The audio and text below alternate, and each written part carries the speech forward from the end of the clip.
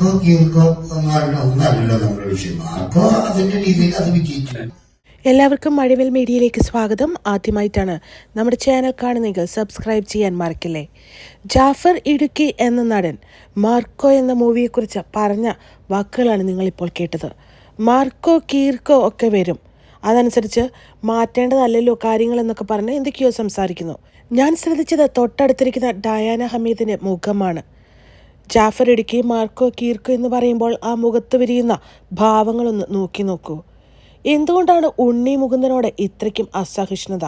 ഒറ്റയ്ക്ക് സിനിമയിലെത്തി, അവിടെ നിന്ന് ഒരുപാട് കഷ്ടപ്പെട്ട് ഇപ്പോൾ ഒരു സൂപ്പർ സ്റ്റാറായിട്ട് മാറിയിരിക്കുന്ന നടനാണ് ഉണ്ണി മുകുന്ദൻ.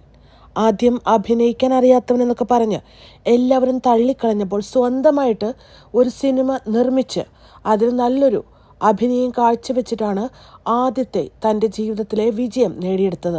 നെപ്പോ കിഡ്സ് സിനിമയിൽ വരുന്നതും അവർക്ക് ഇഷ്ടം പോലെ സിനിമകൾ ലഭിക്കുന്നതൊക്കെ നമ്മൾ കാണാറുണ്ട്.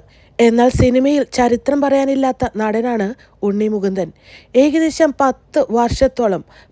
20 വർഷത്തോളം സിനിമയിലുണ്ടായിട്ടും ഇപ്പോഴാണ് അദ്ദേഹത്തിന് തൻ്റേതായ ഒരു വ്യക്തി മുദ്ര പതിപ്പിക്കാനായിട്ട് സാധിച്ചത്. തൻ്റെ സ്വയപ്രയത്നത്തിലൂടെയാണ് ഉണ്ണി മുകുന്ദൻ ഇവിടെ വരെയും എത്തിയത്. കാരണം നെപ്പോ കിഡ്സിനെ സപ്പോർട്ട് ചെയ്യാനുള്ളതുപോലെ യാതൊരു വിധത്തിലും പേരൻസിൻ്റെ സപ്പോർട്ട് ഉണ്ണി മുകുന്ദനില്ല. കാരണം ഉണ്ണി മുകുന്ദൻ്റെ മാതാപിതാക്കൾ സിനിമയിൽ ഉള്ളവരല്ല. ഒരുപാട് പ്രതിസന്ധികളെ തരണം ചെയ്താണ് ഉണ്ണി മുകുന്ദൻ ഇന്നത്തെ നിലയിൽ എത്തിച്ചേർന്നിരിക്കുന്നത്. എന്നാൽ ആരോടുമില്ലാത്ത ഒരു ദേഷ്യമാണ് ഉണ്ണി മുകുന്ദനോട് പലരും കാണിക്കുന്നത്.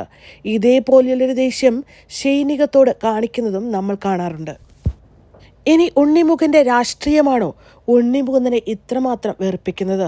കാരണം നമ്മുടെ സിനിമയിലെ പലരും പല രാഷ്ട്രീയത്തിൽ വിശ്വസിക്കുന്നവരാണ്. മമ്മൂട്ടി ഒരു കമ്മ്യൂണിസ്റ്റാണ്.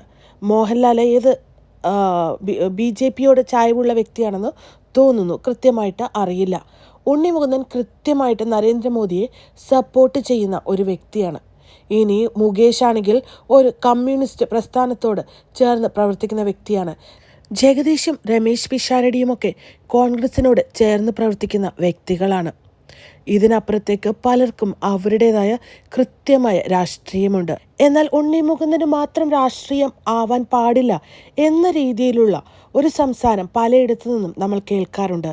എന്തു തന്നെയായിരുന്നാലും രാഷ്ട്രീയത്തിന് അപ്പുറത്തേക്കും, അല്ലെങ്കിൽ ഈ പ്രേക്ഷകരുടെ എതിർപ്പുകളെയും അതേപോലെ വെറുപ്പുകളെയും ഒക്കെ അവഗണിച്ച് വേറൊരു തലത്തിൽ ഇപ്പോൾ ഉണ്ണി മുകുന്ദൻ എത്തി നിൽക്കുകയാണ്.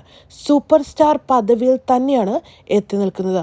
മമ്മൂട്ടിക്കും മോഹൻലാലിനും സുരേഷ് ഗോപിക്കും അപ്പുറം ആരാണ് സൂപ്പർ സ്റ്റാർ പദവി